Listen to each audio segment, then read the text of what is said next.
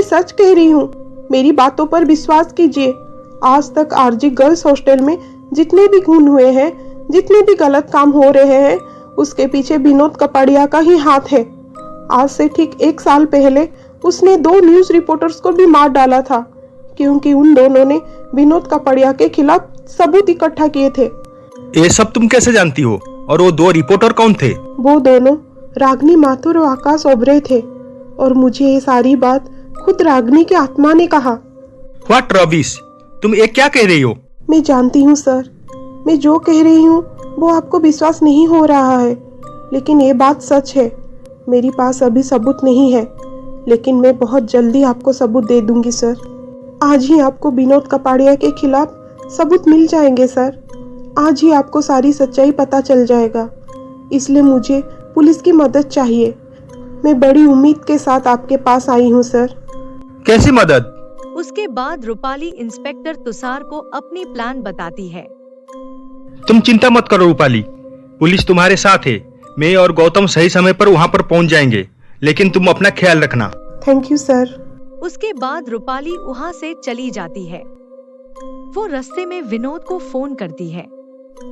Hello, कौन? विनोद कपाड़िया, तुमने क्या समझा कि तुम आकाश और रागिनी को मार के इस तरह चुपचाप बैठ जाओगे और किसी को कुछ पता नहीं चलेगा? आज के दिन, आज के ठीक 1 साल पहले तुमने उन दोनों को बड़ी बेरहमी से मारा था। क्या तुम इस बात को भूल गए? कौन हो तुम? मैं कौन हूँ तुम इसकी चिंता छोड़ो, अपनी जान की चिंता करो, क्योंकि तुम्हारे खिलाफ मेरे पास सारी सबूत है कि किस तरह तुमने अपनी हॉस्टल में लड़कियों का शोषण करते हो, उनका ब्लू फिल्म बनाते हो, और आकाश और रागिनी को तुमने किस तरह मर्डर किया, वो सारे सबूत मेरे पास है। ये लड़की, कौन हो तुम? तुम जो कोई भी हो, तुम मुझे नहीं जानते। मैं तुम्हारे साथ क्या क्या कर सकता हूँ? तुम कर भी क्या सकते हो विनोद, मुझे मारने के अलावा? लेकिन अब तुम ऐसा नहीं कर सकते, क्योंकि तुम्हारे खिलाफ मेरे पास सारी सबूत है, और इस सबूत के आधार पर तुम्हें फांसी तो जरूर होगी। और हाँ, अगर तुम फांसी से बचना चाहते हो तो तुम मुझे आकर तुम्हारी हॉस्टल के पीछे जो जंगल है वहाँ आकर मिलो, ठीक रात की 9 बजे। मैं तुम्हारा वहाँ पर इंतजार करूंगी। अच्छा ठीक है, मैं वहाँ पहुँच जाऊंगा। और एक बात का याद रखना विनोद, तुम वहाँ अकेले आओगे, वरना मैं ये सारी सबूत पुलिस को दे दूंगी। हाँ, मैं अकेला आऊंगा। एक बार वो सबूत मेरे हाथ लग जाए तो फिर तुम्हें ठिकाने लगाने के लिए मुझे ज्यादा समय नहीं लगेगा। रात को ठीक 9 बजे विनोद उस जंगल पर पहुंचता है। वहाँ पर पहले से ही रूपाली विनोद का इंतजार कर रही थी। आओ विनोद आओ, मैंने ही तुमको फोन किया था। मुझे वो सारे सबूत दे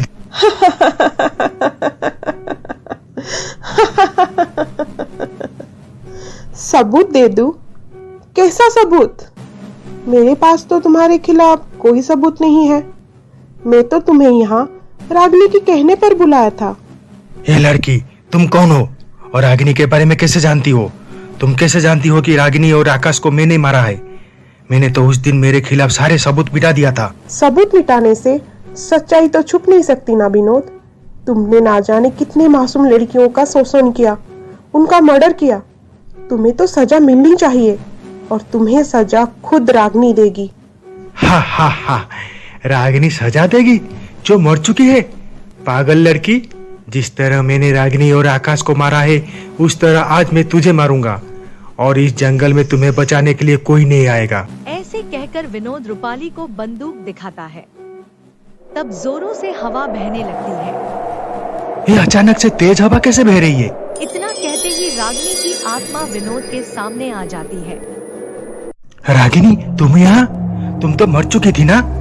तुम्हें तो मैं अपने हाथों से मारा था, तुम जिंदा कैसे हुई? मैं मर चुकी हूँ विनोद, लेकिन मरने के बाद भी मेरी आत्मा को शांति नहीं मिली। जब तक मैं तुम्हें तुम्हारी किए की सजा नहीं दे देती, तब तक मुझे मुक्ति नहीं मिलेगी। मुझे माफ कर दो रागिनी, मुझसे गलती हो गई, मुझे छोड़ दो, मुझे जाने दो। तुम्हें माफ कर दूं? तुम्हें छोड़ दूं? कैसे छोड़ दूं तुम्हें विनोद? तुमने मुझे और आकाश को छोड़ा था। तुम्हारे सामने हमने कितना गिड़गिड़ाया था, तुमने हमें बख्शा था।